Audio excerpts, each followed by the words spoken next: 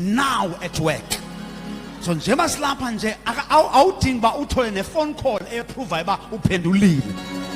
Njengoba sihleli nje apha ethetha nje ubusy uyasebenza.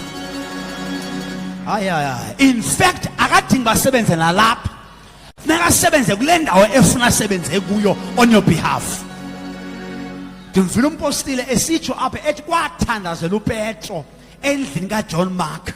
Ingelosi yehla yahlela ejele. Ayahlela endlini kaJohn Mark. Ngoba asiwadinga amandla apha endlini kaJohn Mark.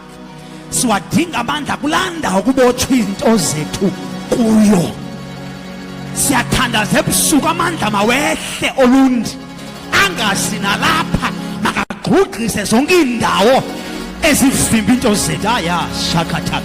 Ongathi ngamemezela oPetro bethu abavalelweyo bayakhulula, they are being released.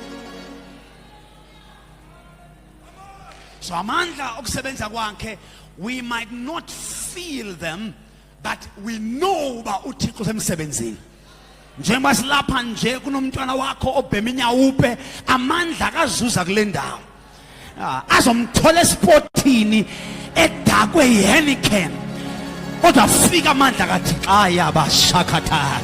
Njebe sihlela apha nje icrime enzeka apha in the area iyobanjwa ngamandla kaThixo. Sithandaza ingazapha amandla makangene zonke izitrato. As God speaks, He's working. So i-emphasis yami yokuba uThixo kwangoku nithethayo uyasebenza. iBhayibheli lithi wathumela izwi lakhe wabaphilisa. He sent his word and healed their disease. Ngexesha bebesithi sicela impiliso uThixo uthi anithumela impiliso, ndithumela izwi. I'm sure babengacelanga izwi abantu, babecela ukuphila. Waluthixo mna andisebenzi kanjalo,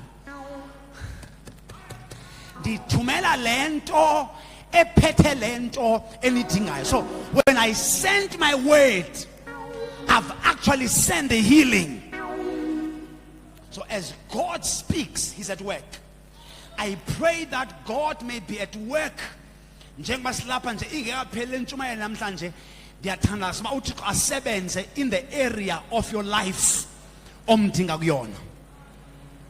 So nothing is too hard for God.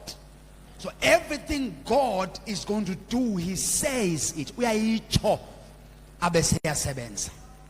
Praise the Lord. Now I want us to establish in Ephesians chapter 3 verse number 2.